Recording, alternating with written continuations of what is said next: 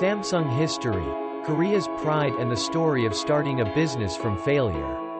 In Korea, Samsung Group has great influence in economics, culture, politics and media. The Samsung family is the most admired family in Korea. Starting a business from a rice mill, with disastrous failures, founder Lee Byung-Chul single-handedly turned Samsung into the biggest brand in Korea. Then, his successor, Lee Kun-hee, turned Samsung into a technology giant that the whole world admires. The entrepreneurial journey of the Samsung family has become a famous inspirational story in Korea. Start a business with a series of failures. Lee Byung-Chul was born in 1910 in Wiryong District, Gyeongsangnam Province, Korea. His family was well off, so in his youth he was notorious for being a boy who skipped school and constantly played around. After completing his education at Waseda University in Tokyo, Lee Byung-Chul began working in the rice milling industry. Lee Byung-Chul was born in 1910 in Wiryong District, Gyeongsangnam Province, Korea, into a well-off family. But in the first year of business, he lost half of his capital. After analyzing the causes of losses, Lee Byung-Chul managed to make the mill unexpectedly prosperous. Thanks to money from the rice business, he invested in buying Mawson's Ilchul car manufacturing company and speculated in real estate. After the first loss, he rebuilt the rice factory and also bought Ilchul car manufacturing company and speculated in real estate. It was thought that everything was smooth sailing when Lee Byung-Chul became a large landowner, but the Japan-Korea War broke out, causing everything he had built to be destroyed in an instant. In a state of despair, Lee Byung-Chul went on a 2-month trip around Korea and China in the fall of 1937. After the trip, with the experiences he gained, he decided to move into the industry. Commerce. However, the Japanese-Korean War broke out, causing everything he had built to be destroyed in an instant. On March 1, 1938, he founded the Samsung Chamber of Commerce, with a total capital of 30,000 won near Seomu Market, Daegu City. After that, the Samsung Chamber of Commerce began to collect fresh vegetables and fruits near Daegu and dried seafood in Pohang and bring them to Manchuria to sell. On March 1, 1938, he founded the Samsung Chamber of Commerce, with a total capital of 30,000 won near Seomu Market, Daegu City. During that process, Lee Byung-Chul simultaneously conducted 2 fields of trading and noodle processing to share risks. Finally, after months of hardship, the debt of 10,000 won borrowed to buy the Samsung Chamber of Commerce building was paid off. During that process, Lee Byung-Chul conducted 2 fields of trading and noodle processing simultaneously. After collecting a little money from the merchant business, Lee Byung-Chul entered the wine industry because at this time the Japanese colonial government was pursuing a war with China, so it increased tax revenue from essential goods. Main product, and the only uncontrolled product is alcohol produced in licensed premises. After collecting a little money from the merchant business, Lee Byung-Chul entered the wine industry because of preferential tax rates. But as soon as business got underway, Lee Byung-Chul lost his way. He began to fall into the path of entertainment when every night, he and the owners of wine production establishments went to the pubs to play all night. In 1941, his mother passed away at the age of 70. This shock caused the youngest son, like him, to rely even more on alcohol to relax. But as soon as business got underway, Lee Byung-Chul lost his way. Only when his mother passed away did he awaken. Change thinking. On August 15, 1945, Korea was liberated, giving him the opportunity to reflect on himself and his lack of purpose and mission. The business in Daegu gradually stabilized, so he decided to take his family to Seoul. On August 15, 1945, Korea was liberated, giving him the opportunity to look back at himself and his way of doing business. In Seoul, he did not start business immediately but carefully considered the situation at home and abroad first. In November 1948, 1 year after arriving in Seoul, Lee Byung-Chul rented a piece of land about 330 square meters to build Samsung C&T Construction and Trading Company specializing in importing sugar, pharmaceuticals, fertilizers and exporting squid, jelly, cottonseed oil residue to Hong Kong, Macau. In November 1948, 1 year after arriving in Seoul, Lee Byung-Chul rented a 330 square meter piece of land to build the Samsung C&T Company. In March 1950, Samsung C&T made a profit of 130 million won. Business went well for a while, then the Korean War broke out, causing all the goods to be burned. So all the money Lee Byung-Chul earned disappeared like a dream. Business went well for a while, then the Korean War broke out, causing all the goods to be burned. After South Korea won Seoul, Lee Byung-Chul moved to Daegu with empty hands. When we met, the person in charge of the business in Daegu, he gave Lee Byung-Chul 300 million won as profit earned in Daegu in the past. With this money, Lee Byung-Chul went to the Busan refugee area and re-established Samsung C&T Company to continue importing sugar and fertilizer from Hong Kong. Favorable business helped Samsung C&T Company achieve a net profit of 1 billion won after 6 months and 6 billion won after 1 year. After that, Lee Byung-Chul came to Busan and re-established Samsung C&T Company to continue importing sugar and fertilizer from Hong Kong. Even though he has made a lot of money, Lee Byung-Chul still wonders, why can't we produce the things we use ourselves? After analyzing the situation, he decided to stop trading and switch to production. With this strategy, Lee Byung-Chul successively succeeded in producing sugar, weaving wool and cloth. After much concern, he decided to stop trading and switch to manufacturing. Outstanding success. With a clever relationship, Lee Byung-Chul has helped Samsung maintain a warm relationship with the government and ensure that the company always holds huge contracts in the field of trade and export. Overcoming the chaos of the Korean War and many political changes in the late 1950s, Lee Byung-Chul became the richest man in Korea. Overcoming the chaos of the Korean War, Lee Byung-Chul became the richest man in Korea. In his 1968 New Year's greeting speech with the theme, "Progress is the most important product," Lee Byung-Chul said, "In today's fierce business market, standing still and being conservative is synonymous with stagnation and recession," and the new field that he was interested in at that time was the electronics industry.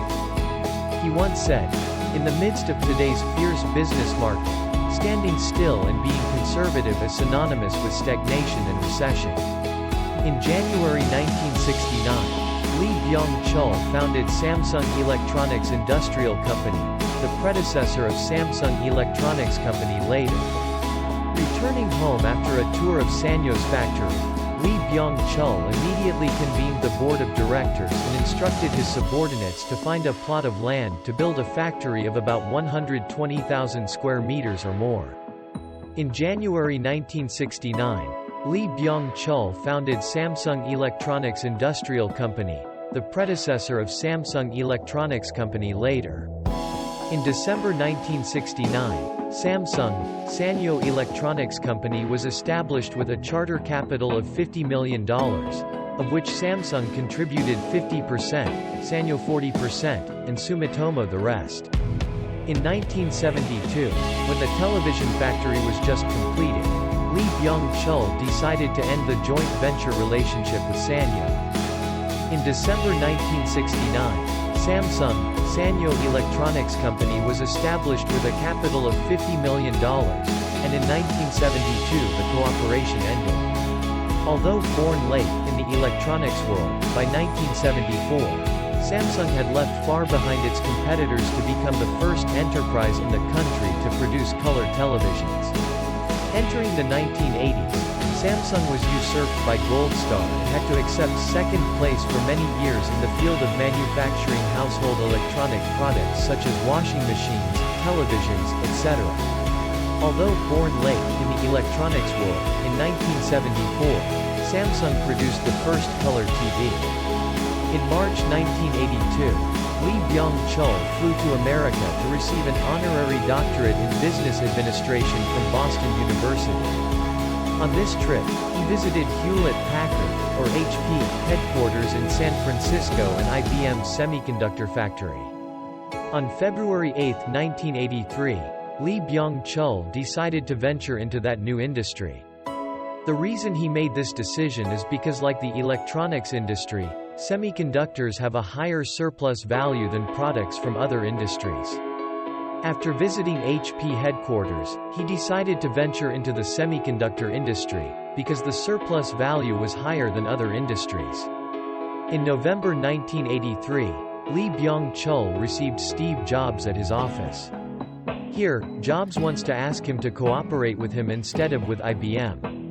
The former Apple CEO was fascinated by Samsung's dealer system, because as long as his Mac computer could get into the distribution system stretching across the country, the possibility of dominating the Korean market was very high. In 1983, Lee Byung-Chul refused Steve Jobs' invitation to become an official Apple distributor.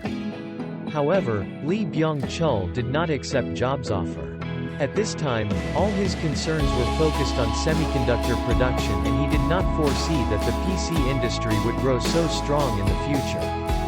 At this time, all his concerns were focused on Samsung's semiconductor production. Who knows everything? Like most founders of Korean industry, Lee Byung-Chul is a testament to a leader who always remains alert and wise in the times. He is always sharp in business and strives to work tirelessly and diligently. During his time at the top, he created the image of Samsung with an extremely strict management system in which he knew everything. Lee Byung-Chul is a testament to the leader who always remains alert and wise in the times. Before doing anything, Lee Byung-Chul starts by collecting documents and information. He was criticized for interfering in every new employee recruitment interview from 1957 until 1986, a total of about 100,000 interviews. Because for him, managing a company is managing people, and he needs to know everything to talk to them. To him, managing a company is managing people, and he needs to know everything to talk to them. Times of changing positions. Since the 1960s, Samsung has always been one of the leading companies in Korea. Initially, Samsung Group only focused on light industry, but as the economy developed and the foundation was accumulated, the company began to participate in technology and market-related fields. Since the 1960s, Samsung has always been one of the leading companies in Korea. First industry, then technology. 1969 marked the birth of the world's largest manufacturer of LCD screens, LEDs, and computer chips, Samsung Electronics. Along with that, Lee Byung-Chul was chosen as the leader for the shipbuilding industry in Korea. Samsung Heavy Industries, one of the largest shipbuilding companies in the world, is the result of the efforts of this talented director. In the late 1960s, Samsung had two very strong companies, Samsung Electronics and Samsung Heavy Industries. In the late 1960s, Lee Byung-Chul began to think about choosing a successor, and the candidate for this position was none other than his three sons. Eldest son Lee Mang-hee, second son Lee Chong-hee and youngest child Lee Kun-hee. In the late 1960s, Lee Byung-Chul began to think about choosing his three children as successors. After being forced to resign in 1966 when Lee Byung-Chul's second son was arrested for smuggling sugar into Korea, his eldest son was promoted to the position of director a year later. However, Lee Mang-hee's leadership style proved to be quite authoritarian and caused a lot of resentment among employees. Because of this, Samsung's new director had to leave his position after only 6 months in charge. After 1966, the throne of Samsung was constantly changed when his eldest son and second son were both incompetent. Lee Byung-Chul later wrote in his memoirs that Lee Mang-hee threw Samsung into chaos during his 6 months in charge. In the end, Lee Kun-hee, the youngest son, was chosen as the replacement. This appointment created a big shock for the Korean people. who have always been taboo about disposing of a chief and establishing a subordinate. Finally, Lee Kun-hee, the youngest son, was chosen. This addition created a huge shock for the Korean people. Powerful corporation. 2 weeks after the death of the late President Lee Byung-Chul, on December 1, 1987, Lee Kun-hee took over the chair left by his father. At that time, Samsung was in a junior position and was behind a series of other electronics industry names such as Sony, Toshiba, Sharp, NEC, Hitachi, and its products were only considered low-end products. 2 weeks after the death of the late President Lee Byung-Chul, on December 1, 1987, Lee Kun-hee took over the chair left by his father. With his talent, Lee Kun-hee has brought Samsung Electronics step by step past Japanese businesses to become the world's leading company. After Samsung's market capitalization increased 2.5 times in the 6-year period from 1988 to 1993, everyone thought that everything was in order and there began to be a sense of satisfaction from employees as well as other employees. Senior leaders. With his talent, Lee Kun-hee has brought Samsung Electronics step by step to surpass Japanese businesses. Outraged by the indifferent, lackadaisical attitude of his employees, Lee Kun-hee convened an emergency meeting with hundreds of Samsung's senior leaders in Frankfurt. One of his immortal sayings in the Frankfurt Declaration is, "Change everything except your wife and children." Lee Kun-hee was once very famous for his Frankfurt Declaration, which was, "Change everything except your wife and children." Since then, the Frankfurt Declaration, or New Management Policy, exists as a reminder to Samsung employees to never be complacent and always aspire towards product quality to conquer the market. Internationally, his immortal sayings have become the culture of Samsung to this day. Since then, the Frankfurt Declaration, or New Management Policy, has become Samsung's culture to this day. The 50-year-old president's unusual way of working at that time opened a great revolution, creating a new management policy, helping Samsung overcome the 1997 financial crisis to become a digital brand. One in Korea and reaching out internationally. According to 2013 financial data, Samsung has total assets of $100 billion with revenue of $327 billion and the number of employees up to 427,000 people. In the Forbes list in early 2019, the owner of Samsung Group and his family hold a fortune of $17 billion. The 50-year-old president's unusual way of working at that time opened a great revolution that helped Samsung reach the world. In the first decade of the 21st century until now, the business world still talks about the confrontation between two rivals, Lee Kun-hee's Samsung and Steve Jobs' Apple. In addition to the battle over revenue, Samsung and Apple also meet on the legal front, or in the media, and Samsung always maintains an extremely solid position. From the first decade of the 21st century until now, the battle between Samsung and Apple has always been fierce on both the legal and media fronts. Currently, many corporations no longer have their own manufacturing plants, including Apple.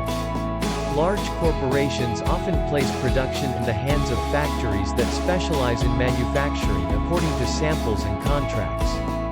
Samsung still has its own factories. The group can produce many components and therefore can change quickly from idea to production. Currently, Samsung is one of the few corporations that has its own component factory. Currently, 2/3 of the company's revenue comes from manufacturing smartphones, semiconductor chips and other electronic components. However, within Samsung's network are many subsidiaries operating in many fields, most of them bearing the Samsung brand. Currently, 2/3 of the company's revenue comes from manufacturing smartphones, semiconductor chips and other electronic components. The next emperor. We all know that there are also bad stories surrounding Samsung, such as the two brothers Lee Mang-hee and Lee Chong-hee once sued Lee Kun-hee over property division or business matters such as related scandals and investigations. The bribery and tax evasion and allegations related to copyright infringement. But in the end Samsung overcame those challenges.